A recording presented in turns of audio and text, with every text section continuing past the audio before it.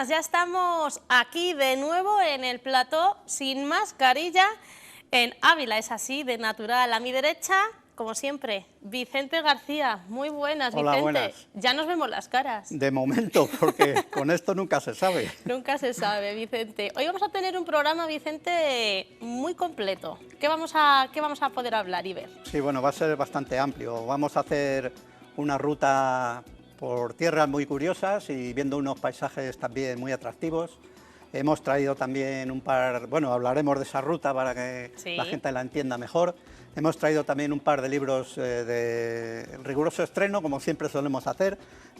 Uno es de Anaya Multimedia, bueno, Anaya de su espacio de diseño, y el otro es de Planeta, Editorial Planeta. Y luego también traemos la revista de cabecera, que es Quercus, que también nos acaba de llegar, y además este mes, en esta ocasión, pues tiene bastante espacio dedicado a Ávila. Bueno, pues con eso nos vamos a quedar. No nos ha querido desvelar, Vicente, qué ruta vamos a ver, se han dado cuenta, ¿no?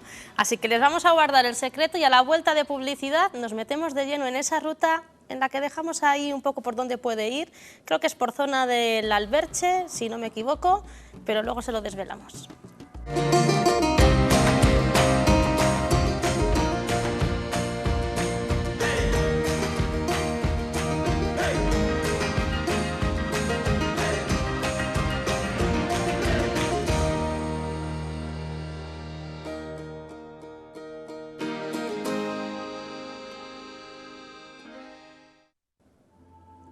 Ya estamos aquí de vuelta en la 8 Ávila, como decíamos aquí con Vicente, muy bien acompañada, y hoy nos hemos ido a publicidad antes, Vicente, sin desvelar qué ruta vamos a ver. Yo creo que ya va siendo hora, ¿no? Sí, bueno, vamos a decirlo porque como lo vamos a ver a continuación no tiene sentido ocultarlo más. Pues mira, es una ruta por tierras de Navatalgordo.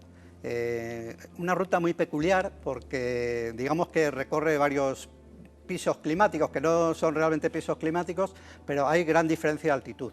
Es una ruta de unos 13 kilómetros más o menos, que si fuera en llano sería muy cómoda, pero como vamos a ver en el reportaje, hay unas subidas y bajadas bastante considerables. La ventaja de esto es que al haber tanta distancia en altura, tanta diferencia de altitud, pues vemos diferentes paisajes y además algún barrio muy curioso que nos puede devolver al pasado. Así que vamos a ver una ruta por Navatalgordo que se llama la Ruta de los 12 Relatos.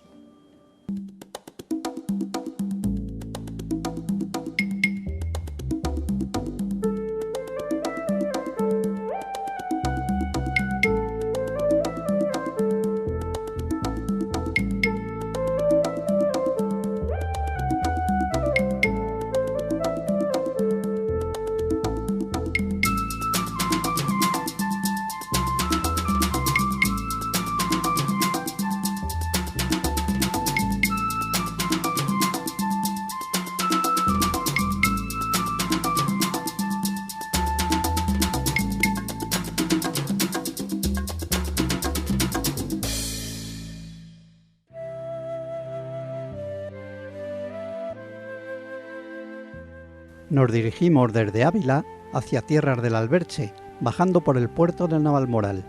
Pasamos por Burgondo y llegaremos a Navatalgordo. Pero antes de iniciar una ruta desde el pueblo, haremos una parada para ver unas formaciones pétreas con una curiosa historia.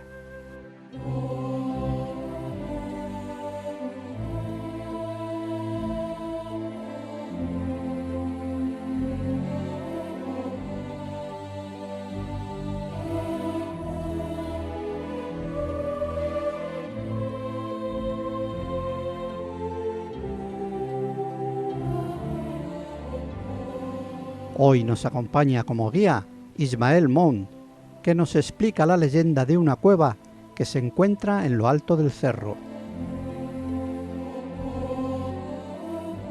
Bueno, es una leyenda que aparece en muchos sitios de la península. Por ejemplo, en Galicia se habla de las Mouras, incluso en sitios del centro del sur de España aparece una leyenda. Lo que dice la leyenda en nuestro caso es que en esta peña hay de hecho varias cuevas, pero que en una de ellas, desde tiempos ancestrales, vivía una mora que se escondía aquí todo el año y que solo se dejaba ver un día, que era la mañana de San Juan al amanecer, que salía de la peña y se iba a lavar a una fuente que está justo por la cumbre, por la parte de allá. Y dicen que allí se lavaba y se peinaba solo la mañana del día de San Juan. Y hay una mujer que todavía vive aquí en el pueblo y ella es de las mujeres del pueblo que más sabe de plantas. Ya no sale porque es ya muy mayor y ya no acierta a ver las plantas. Pero ella dice que ha visto a la peña salir allí en la mañana de San Juan. Ella y su madre, que su madre no era de aquí, era de Navaquesera. Y bueno, es una de las señas de identidad y de hecho la peña está en el escudo de Navatalgordo. Y era pues desde pequeños lo que nos contaban, era una de las historias que los abuelos te contaban. Yo me acuerdo, por ejemplo, de pequeño no me gustaba la carne. Y mi abuela, para darme de comer, me empezaba a contar la historia de la mora. Sí. Y yo decía, bueno, abuela, pero ¿y la mora y todo el año que come? Y ella me contaba, dice, pues hay una mujer aquí en el pueblo que le hace natillas y se las da a su marido para que se las lleve todos los días. Digo, sí, pero ¿y cómo se las da si la mora no sale? Dice, se las pasa por debajo de la piedra de la cueva, dice, y ella luego va a buscarlas. Entonces es una historia que todos aquí pues nos identificamos con ella.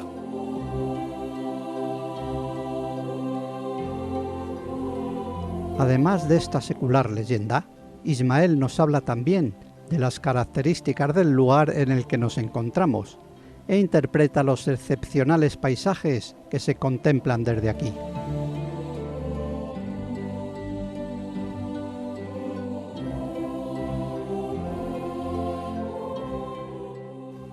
Nos muestra además cómo aún se cultivan las viñas de forma tradicional e incluso se elaboran buenos vinos.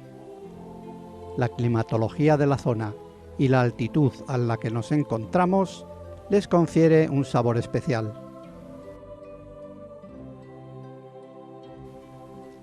La dificultad de acceso a estos pequeños terrenos hacía que en el pasado el burro fuera uno de los animales más importantes para cultivar las vides y también para arar los pequeños campos de cereal que por aquí había.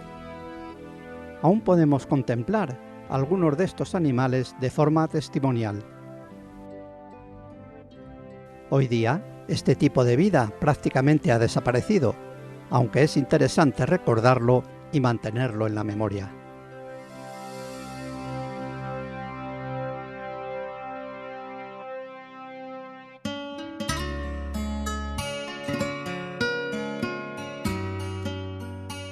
Hemos llegado al pueblo y comenzamos la senda partiendo desde una atractiva fuente. Nada más comenzar el recorrido, las campanas del pueblo parecen darnos la bienvenida y el primero de los carteles nos indica el camino que debemos seguir.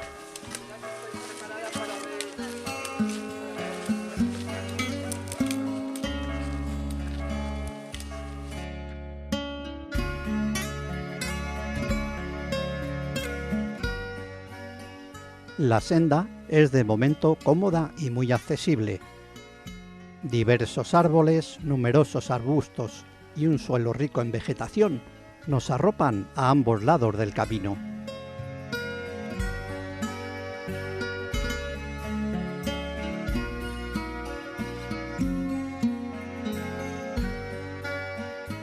La ruta de los 12 relatos. Un sugerente nombre para un recorrido muy atractivo. Hoy tenemos un guía de excepción que es Ismael, que conoce a la perfección todas estas rutas porque ha sido partícipe de su creación y estamos entre un paisaje espectacular. Los robles están con las hojas amarillas, el campo está verde porque hay bastante humedad. Es un recorrido de unas 6 horas, creemos, entre ida y vuelta, con lo cual es un recorrido medio, pero bueno, después de la introducción que nos ha hecho en las famosas viñas de aquí de Navatalgordo, creemos que merece la pena el recorrido y habernos dado una vuelta hasta aquí. Vamos a continuar, que nos queda mucho camino y yo me he quedado atrás, me va a tocar acelerar el paso.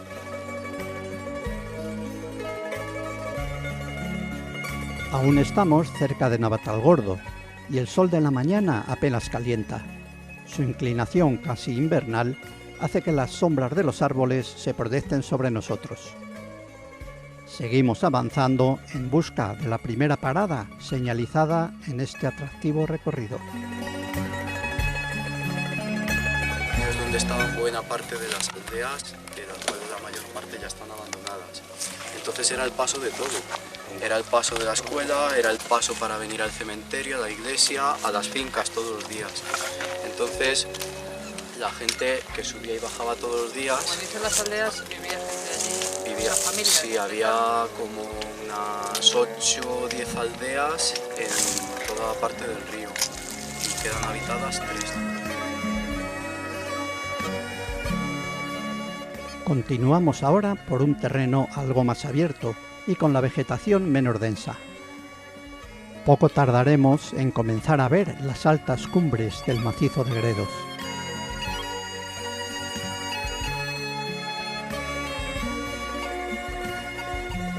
En poco tiempo llegaremos a un nuevo relato de esta senda, el Descansadero. Nos cuenta Ismael que este era un camino que unía muchas aldeas para comunicarse con el pueblo.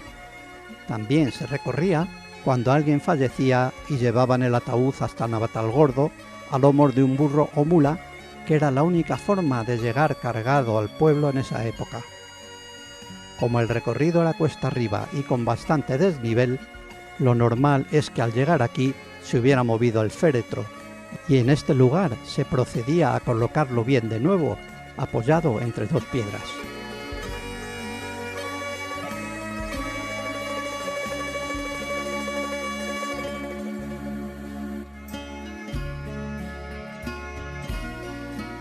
Aquí y en las piedras de alrededor figuran numerosas inscripciones de cruces y grabados diversos que recuerdan esas épocas y que, aunque parecen ya muy lejanas, aún son recordadas por los habitantes del lugar.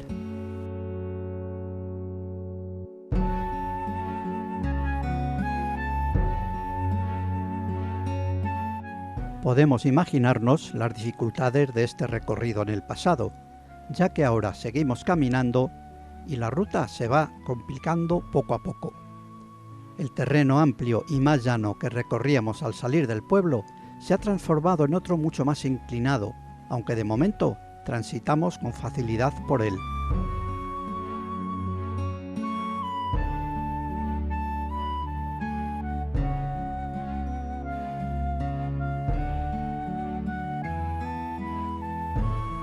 Poco a poco, el sendero se va estrechando a medida que bajamos hacia el valle. A veces prácticamente desaparece, así que hay que estar pendientes de la señalización si no queremos despistarnos.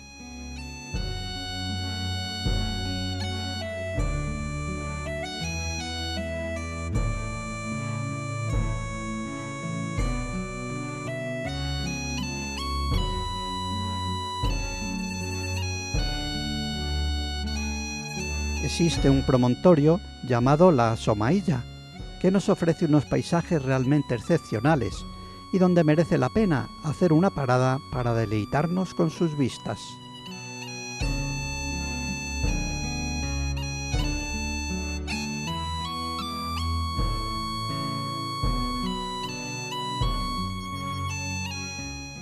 Abajo vemos el río Alberche y parte del camino al que tenemos que llegar para continuar con nuestro recorrido.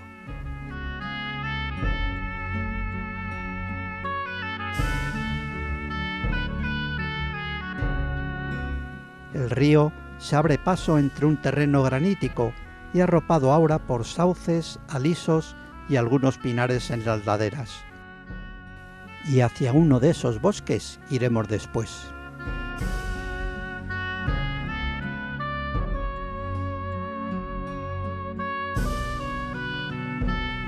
Hemos aprovechado para hacer un descanso, comer un bocado y beber algo de agua, ya que aún nos queda mucho recorrido y hay que reponer fuerzas.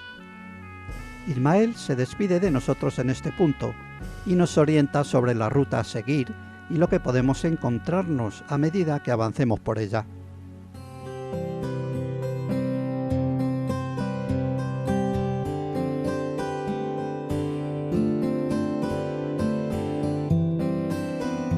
Unas pequeñas vaguadas nos dan un respiro y caminamos por unas zonas más llanas y húmedas que pronto se convierten de nuevo en una senda más compleja e inclinada.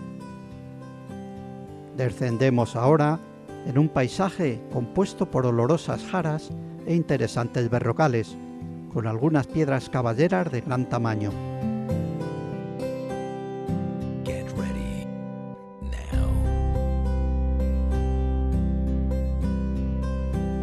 A veces nos sorprende alguna higuera entre los arroyos y umbrías del recorrido.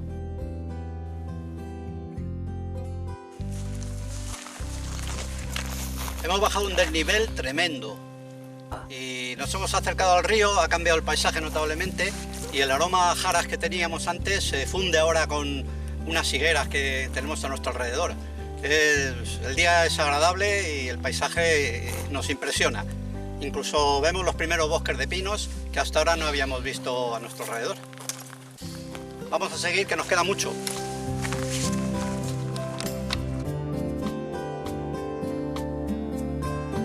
Nos hemos desviado ligeramente para contemplar la encina del Borril, un espectacular árbol con más de medio siglo de existencia y a cuya sombra ha transcurrido la vida de los habitantes de la zona.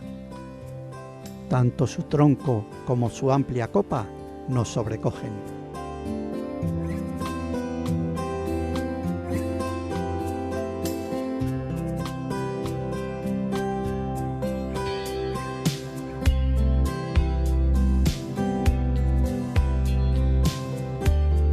Retomamos el camino inicial contemplando algunas de las numerosas plantas que aparecen a nuestro paso, como estas bayas que queremos identificar como de torbisco.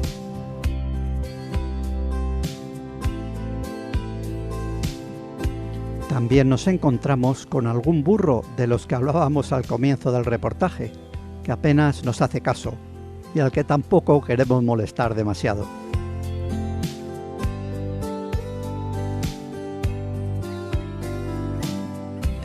Y una nueva sorpresa hace que detengamos nuestra marcha. Hay que hacer una visita al despoblado de La Jorá.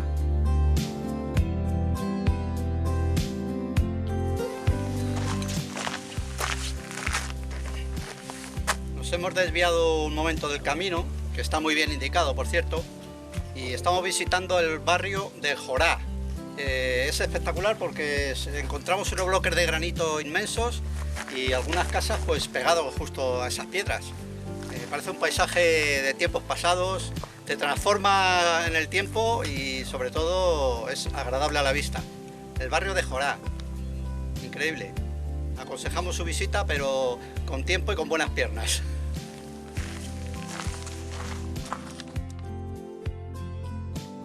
Aquí contemplamos unas curiosas cerraduras similares a las que vimos en los chozos de Navalosa, que proceden de tiempos remotos. Se cree que tienen un ancestral origen egipcio y que de algún modo llegaron aquí a través de la transhumancia.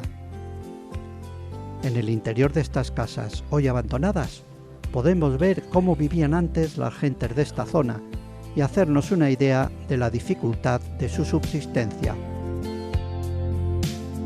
E incluso vemos un gallinero de excelente y peculiar ejecución.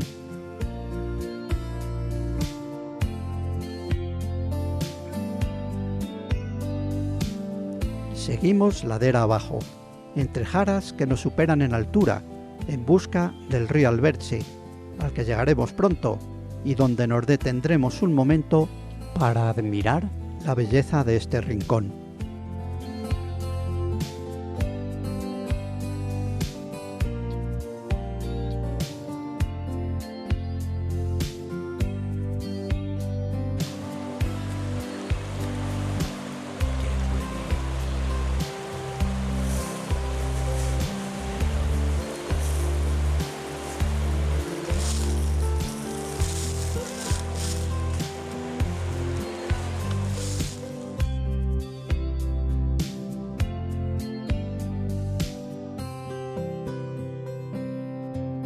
Algunos chopos se aferran a sus orillas y los alisos forman la mayor parte del bosque galería que tenemos a nuestro alrededor.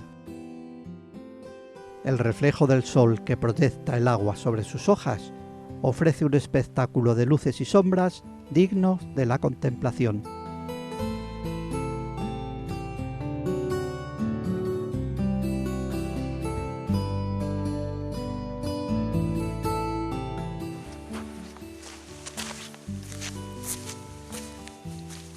hemos tenido un pequeño descanso, unos segundos prácticamente, al lado del río y pensábamos que el camino era llano, pero de nuevo la inclinación es notable. Llevamos 3 horas de recorrido, estamos más o menos a mitad de camino, pero ya estamos un poquito cansados, así que no sabemos cómo acabaremos.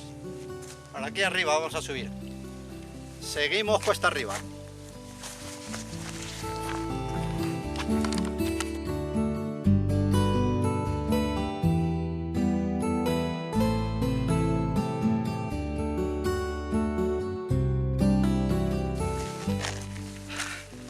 Bueno, seguimos caminando y seguimos subiendo.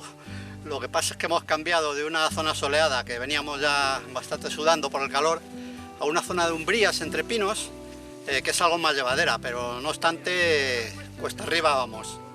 Poco a poco, a ver si llegamos.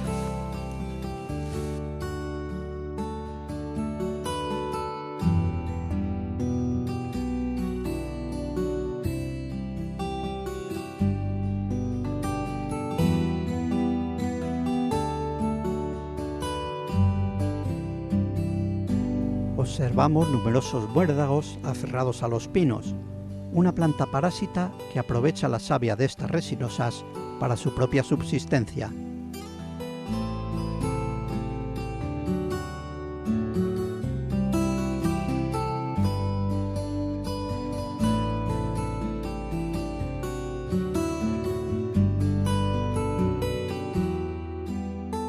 A medida que avanzamos, la inclinación aumenta de nuevo y nos obliga a aminorar la marcha.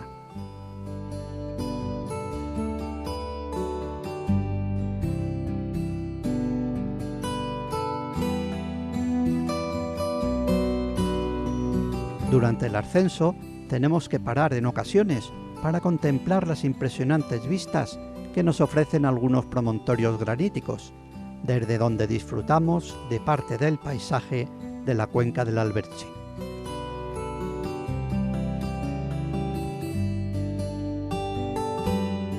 Los robles mantienen su colorido otoñal.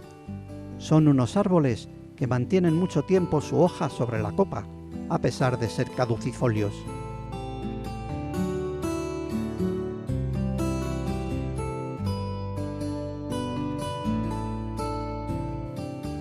Numerosas agallas indican la abundancia de pequeñas avispas que parasitan sus brotes tiernos.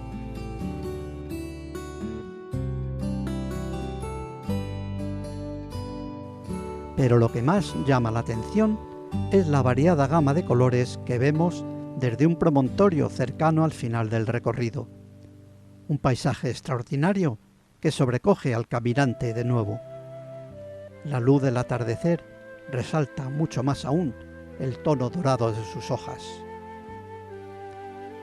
Un último tramo, un último esfuerzo y con el sol ya casi ocultándose en el horizonte, nos lleva de nuevo al pueblo, a nuestro punto de partida, y regresamos a la ciudad llevando en nuestra mente los recuerdos de una ruta que sin duda volveremos a realizar.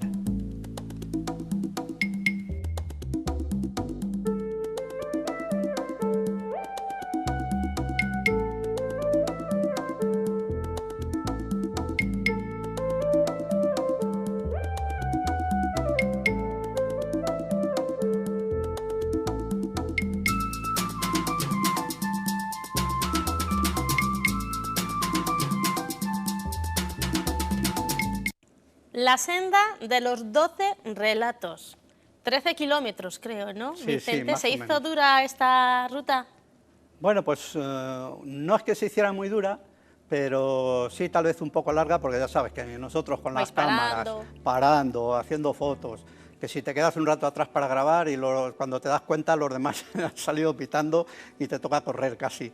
Y no se hace larga siempre que vayas preparado para echar más o menos el día, porque claro, 13 kilómetros con tanto desnivel, pues conviene llevarte un par de bocadillos para comer en el campo, que es lo bonito. Y no se hizo muy larga, pero eso sí, por ejemplo, para ir con niños pequeños, pues tampoco es muy aconsejable porque hay unos desniveles bastante pronunciados. ¿En qué época hicisteis esta ruta y cuándo es aconsejable para disfrutar más del paisaje? Sí, pues la hicimos en otoño, ya entrado el otoño, es una de las últimas, bueno, este año hemos hecho muchas, que vamos a traer bastantes novedades, pero del año pasado es una de las últimas que hicimos y se aconseja hacer en otoño, en primavera también es muy atractivo. En verano puede pegar bastante el sol, entonces, bueno, sí, también puede hacerse en verano, pero eso sí, bien cargaditos de agua y, bueno, sobre todo los aromas que vemos en la ruta y los paisajes, los colores, todo nos resulta muy atractivo. Por el Pinganillo, me dice nuestro compañero Óscar, que es de Navatalgordo, que es una ruta que, como dices, hay pocas sombras, sobre todo al final de la ruta. Sí, de hecho en el documental lo comentamos también, que cuando llegamos al pinar, que creo que es un pinar bastante denso, pues decimos que venimos ya sudando, y eso que era en otoño, y nos metíamos en pleno pinar y notábamos mucho la diferencia, ¿no? Térmica. Sí, sí. Llevabais un guía de excepción, ¿no? Sí, bueno, la verdad es que Ismael es un guía excepcional, de hecho él ha participado activamente en la creación de la ruta, entonces nadie mejor que él para explicarnos las características. Además, a pesar de la juventud que tiene, como hemos visto, sí, tiene unos conocimientos bastante potentes, tanto del entorno como de la historia de Navaracruz, la historia de Navatalgordo, todos los pueblos que hay alrededor. Entonces nos conoce muy bien todo el paisaje, sabe interpretarlo también bastante bien.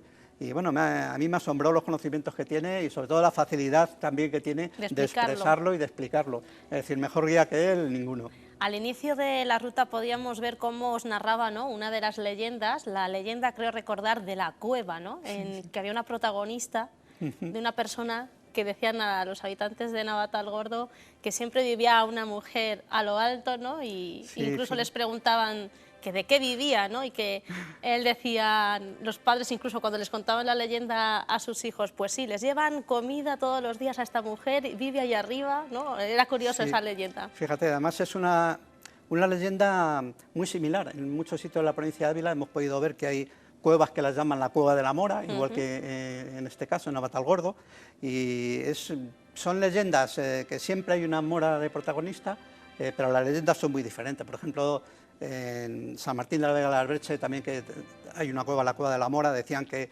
había un tesoro escondido y también había una mora por medio que le había escondido el tesoro. En otros lugares también se habla de la mora, aunque luego nada tuvieran que ver la realidad con la mora, pero bueno, siempre la gente interpreta, no sé, por tiempos tal vez tuvimos por aquí por la zona también muchas historias. En Ávila también tenemos la cueva de la Marrana, que también la llaman en algunos sitios de la Mora. Es una historia muy curiosa, y ahí en Navatalgordo pues Ismael nos contó la leyenda de la cueva de la Mora, que como hemos escuchado es bastante sugerente. Dentro de esta ruta, Vicente, estuvisteis también en alguna de las aldeas. Navatalgordo en su día, ¿no?, está rodeada de pequeñas aldeas, de pequeños barrios. Uno de ellos es La Jorá. Yo en mi caso hace tiempo que estuvimos allí haciendo un reportaje sobre el pueblo, y hablábamos con algunos de los habitantes de allí, de Navatalgordo, que habían vivido en esos barrios, ¿no?, y nos contaban la manera de vida de antiguamente en esos barrios, de cómo tenían que ir hasta el pueblo por caminos. Sí, de hecho, bueno, uno de los caminos que utilizaban, tanto esa aldea como otras similares, es por el que está diseñada la ruta, ¿no? Sí, de hecho, para ir a La Jorá tenemos que desviarnos un poquito nada más y luego regresar. Y llama mucho la atención el barrio, como hemos visto, pues porque nos devuelve al pasado. Nos podemos hacer una idea de cómo vivían nuestros, no antepasados, sino que hace muy poquitos años sí, vivían allí todavía, pero sí que podemos hacer una idea de la dureza que era esa forma de vida. Y además las características de ese barrio es que está muy integrado en el paisaje, es decir, son casas de piedra, incluso apoyadas en enormes bloques de granito, que lo da, pues nos impresiona cuando lo vemos unos bloques de granitos enormes y casas apoyados en él. Y sobre todo, pues eso, también hemos observado, en el reportaje lo hemos visto, unas cerraduras muy curiosas, ¿sí?, que, bueno, se dice que provienen de tiempos egipcios, esas cerraduras.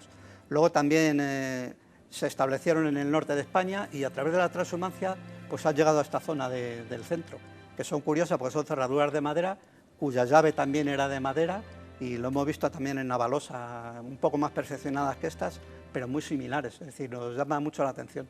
Aparte, Vicente, de lo que es la historia, de la cultura, ¿no?, de la propia vivencia de pues de la gente que vive en Navatalgordo. El paisaje dentro de esta ruta también es súper importante, ¿no? ¿Qué especies podemos ver? También vemos esas vistas espectaculares del río, ¿no? ¿Qué es lo que se puede ver? Sí, bueno, pues como hemos comentado al principio, al haber tanta diferencia de altitud, pues varía el paisaje de unos lugares a otros. Por ejemplo, cuando salimos de Navatalgordo, pues hay una zona de robledales, luego a medida que avanzamos desaparece y se imponen las jaras y los piornos, plantas aromáticas también. De hecho, si vamos a final de verano, en otoño, pues el aroma de las jaras, cuando pasamos entre las ramas, nos envuelve, es muy atractivo. Nos encontramos pequeños rincones también con higueras, luego unas zonas de piornal, y luego nos metemos en pleno pinar también, que cambia totalmente la vegetación, incluso la arbustiva. Entonces podemos ver muchísimos cambios de vegetación, y por supuesto pues hacer fotografías todo lo que podemos. Y las viñas, ¿no? No se nos pueden olvidar esas viñas centenarias de allí de Navatalgordo también. Claro, que nos enseñó Ismael al principio de la ruta, nos llevó a una zona, bueno, junto a la Cueva de la Mora, pues es unas zonas de viñedos que son, pues yo creo que de los más altos que hay en la provincia, los viñedos de Navatalgordo.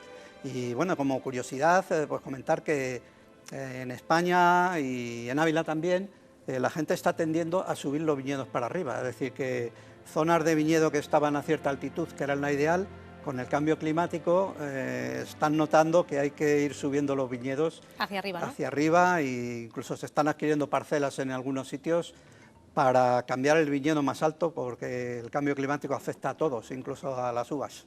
Y por ir cerrando este bloque, Vicente, ¿quién nos habló de esta ruta? ¿Por qué fuisteis a hacer esta ruta? ¿Os lo comentó alguien o como vosotros siempre vais de un lado a otro, quién os va diciendo, podéis hacer esta ruta o esta otra? Sí, pues yo creo que nos pusimos en contacto con Ismael, porque ¿Le conocíais? Le conocíamos, y una vez fuimos a Navatalgordo a presentar el libro del Alberche, sí, que como recordáis se hizo en Navatalgordo, y ahí nos habló, no recuerdo quién, si fue Ismael o no, creo que sí que fue Ismael, que estaban diseñando una ruta de la zona o que la acababan de hacer.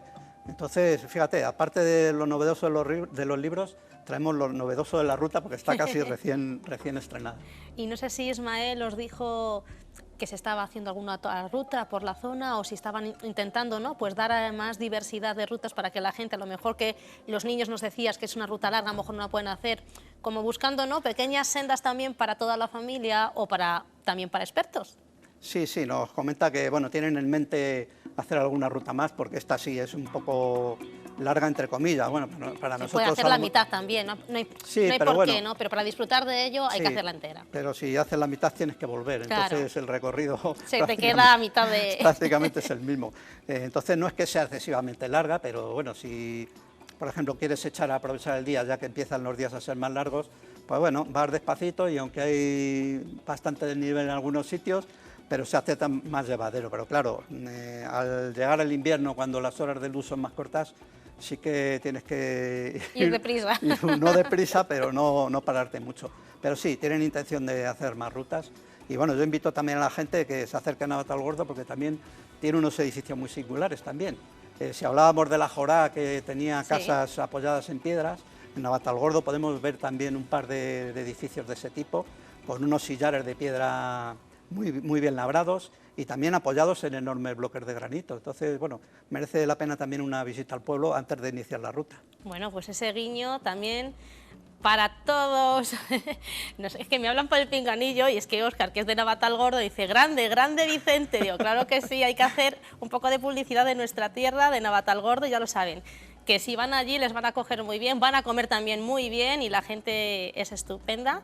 Pero Vicente, ¿ya tienes en mente la siguiente ruta que nos vas a traer, por ir adelantando? Sí, bueno, tengo dudas entre varias. Porque que estamos dudando. Sí, es que nos hemos puesto las pilas y hemos hecho unas cuantas rutas por aquí, por la provincia, para ir renovando un poquito lo que tenemos, y probablemente nos vayamos por tierras de la Sierra de Ávila a ver un poquito, a fusionar también los paisajes con las rocas, con las piedras, y también un poquito con la historia antigua. Es decir, vamos a remontarnos un poco al pasado, pero no pienso dar más pistas. Lo sabía. Bueno, pues con estas pequeñas pistas nos vamos a ir a publicidad, y a la vuelta vamos a hablarles de algunos libros que nos ha traído Vicente, que los tenemos recién llegados, no se lo pierdan.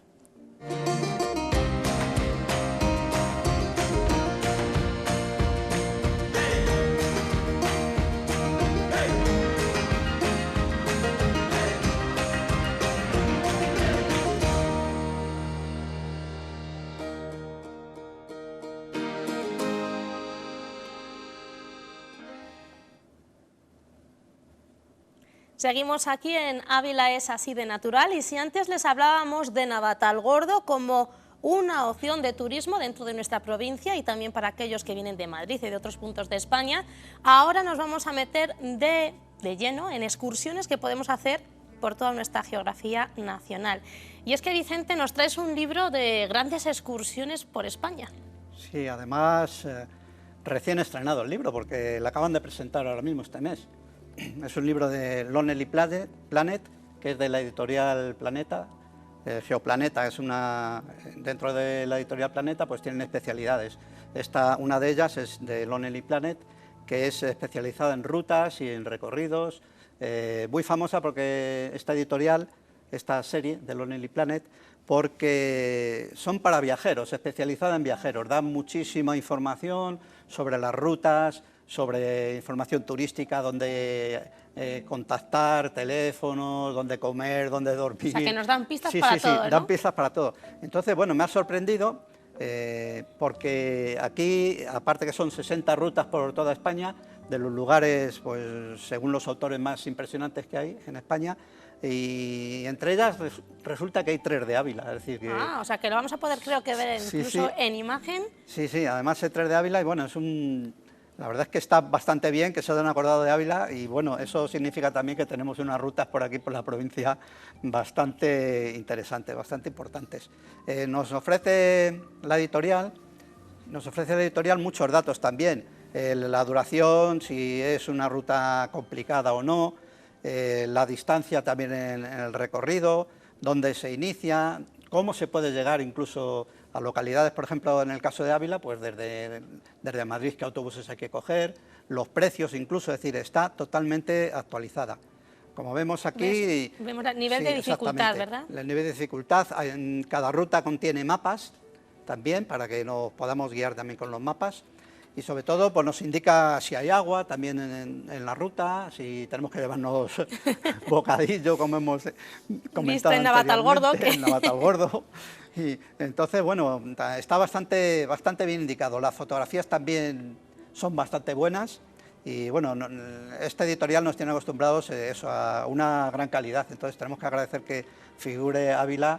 Además yo me he llegado bastante satisfacción porque las 3 rutas de Ávila las hemos realizado. Mira, Laguna de Gredos. Exactamente. Está en Laguna de Gredos, ahí ponemos que tiene 5 horas más o menos, una dificultad más bien baja, es decir, hablamos de dificultad baja que no es para ir con zapatos de tacón, pero si va bien preparado, entonces vemos el mapa también de localización, ¿ves? La distancia a recorrer, el inicio, está bastante bien. La mira también, que es otra de las rutas que hemos hecho hace tiempo, la presentamos aquí también. Y es una ruta un poco ya el nivel de dificultad medio para ir un poquito preparados porque hay desniveles un poquito regulares también. Nos habla, como veis, de la fauna también. En el caso de Gredos, pues la cabra montés, que es una gran foto. Sí, tiene fotografía bastante buena también, ¿eh? Y nos indica pues el Morezón, que también es otra de las rutas que parte de la plataforma, que también la hemos hecho, y nos indica también cómo llegar, desde dónde se parte, que veis hay que poner la plataforma de Gredos, exactamente, y la vista que tenemos desde arriba, desde para que te hagas una idea, ¿no? Para que diga, va a merecer la pena. Sí, la ruta está bastante bien. También te explica, pues eso, lugares donde comer. Es una pausa, pone picnic. Sí, exactamente. Y luego también este editorial nos ofrece, se caracteriza también porque no ofrece rutas típicas turísticas, que también... Sino algunas que no son conocidas. También da rutas alternativas e incluso en esta guía de rutas por España nos indica también caminos alternativos. Si son también caminos para ver el patrimonio histórico, que también las hay, para ver el patrimonio natural o simplemente rutas de paseo y de dar una vuelta por allí. Es decir, está hecha por varios autores, creo que son 4, cada uno se especializa en un lugar de España. Es decir, sí, en una zona. Exactamente, uno por ejemplo está en la isla de Baleares, otro la zona norte, otro la zona centro, en la que hemos visto las rutas de Ávila. Y bueno, animar a este tipo de guías porque dentro de que todo lo vemos ya en internet, estos libros aportan muchísimo más. Siempre es un libro que tampoco es muy voluminoso, te le puedes llevar en el bolso, en la mochila. En el bolso, en la mochila. e incluso verle antes de salir de ruta para ver qué te puedes encontrar. Entonces, bueno, agradecer también a Planete, a Lonely Planes, que nos lo haya enviado, porque cuando vi que había cosas de Ávila, digo, oye, a ver si no lo podéis mandar para presentarlo. Y bueno, al día siguiente le hemos tenido aquí. Si es que tienes material de todo, Vicente, ¿eh? Sí, bueno, aquí sobre todo el tema editorial, pues hay que agradecer a la gente y a las editoriales que nos envían estos libros, porque hay algunos muy atractivos y la verdad que merece la pena tenerlos. Y que hay que darlos a conocer también. Sí, sí. Y tenemos luego, decíamos de estas rutas, pero dentro de estas rutas, al que le guste pintar, también va a tener paisajes de sobra para poder, ¿no?, dar rienda suelta a su imaginación. ¿Qué nos trae? Sí, Vicente? Yo creo que, bueno, toda la gente que le gusta la naturaleza, yo a lo mejor hablo por mí solo, pero bueno, generalmente los que estamos un poco más enganchados a la naturaleza, pues nos gusta hacer bocetos, dibujar, incluso recrear animales, y porque muchas veces yo también digo que el que sabe dibujar o que tiene ciertos conocimientos, pues puede plasmar casi mejor en un dibujo que en una fotografía, porque incide también tu estado de ánimo. Entonces este libro, como vemos, es de Dana Fox, y en este caso es de Anaya Multimedia, en su serie también Espacio de Diseño, que es una sección de Anaya que está dedicado pues a la fotografía, también al dibujo, a la pintura, entonces es muy atractiva. Y en este caso es un libro muy curioso, que es pintura a la acuarela, como veis, pero es un libro que se puede pintar en él. Ah, o sea, que nos trae sí, para... Exactamente, es un material muy interesante porque es papel preparado ya bien, también para pintar, y entonces Dana Fox nos indica los pasos a seguir para pintar a la acuarela. Nos indica diferentes técnicas.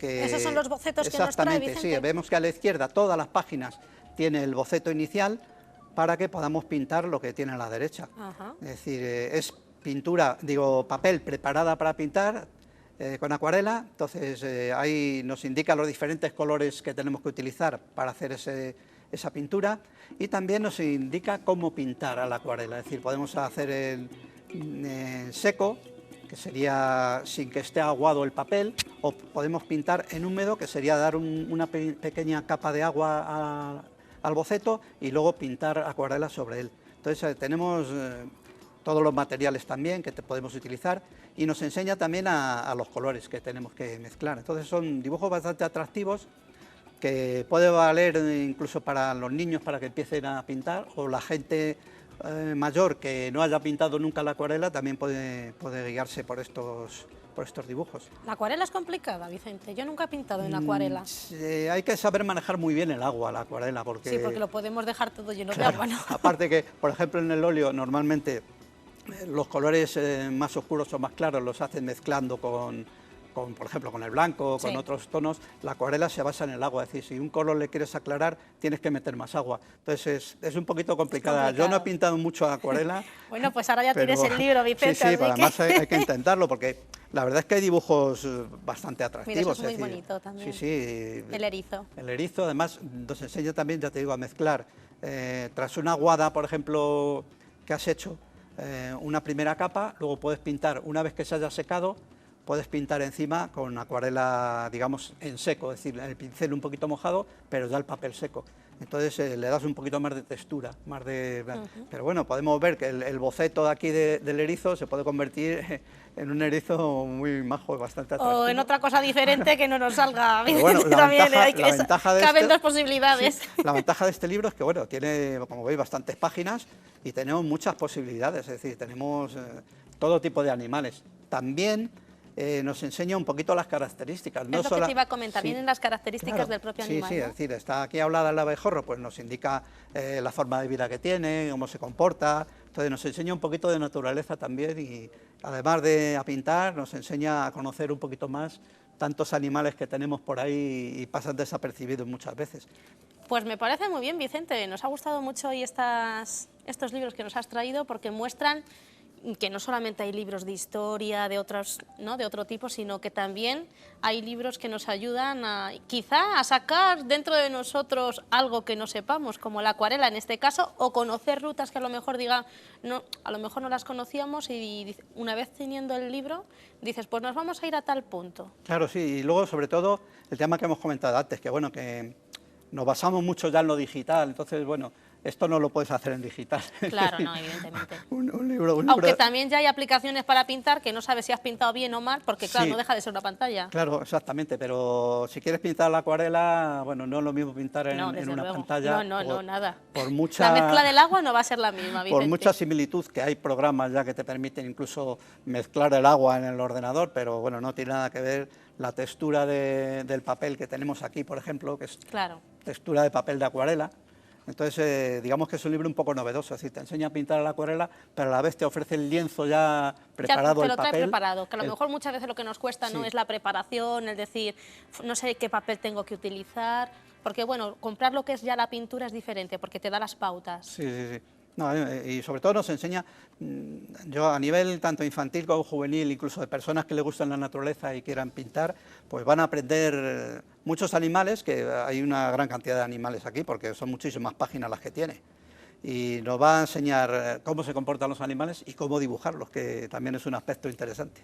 Y la evolución de nuestra pintura, porque igual el primero nos sale mal, pero el último ya somos unos verdaderos artistas. Bueno, eso seguro, es decir, todo está en la práctica, todo, tanto en la pintura como En las rutas. En las rutas como en ¿verdad? la vida misma, es decir, la experiencia y sobre todo el insistir sobre un tema te va a hacer aprender mucho. Bueno, pues vamos a hacer un pequeño parón, Vicente, porque a la vuelta nos vamos a centrar en Quercus y seguramente que en alguna cosita más. Vamos a publicidad y enseguida estamos de vuelta.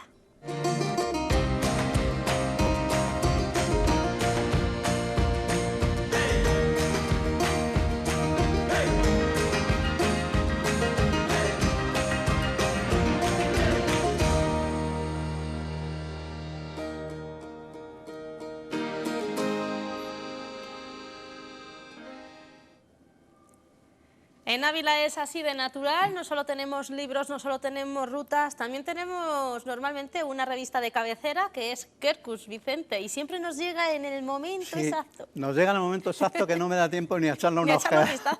ni a echarle un vistazo casi, pero bueno, agradecer también a Quercus que nos envía la revista y podemos ver artículos muy interesantes. Bueno, recordar que pues, lleva un montón de años ya en el mercado, la revista Quercus, más de 40 años. Madre mía.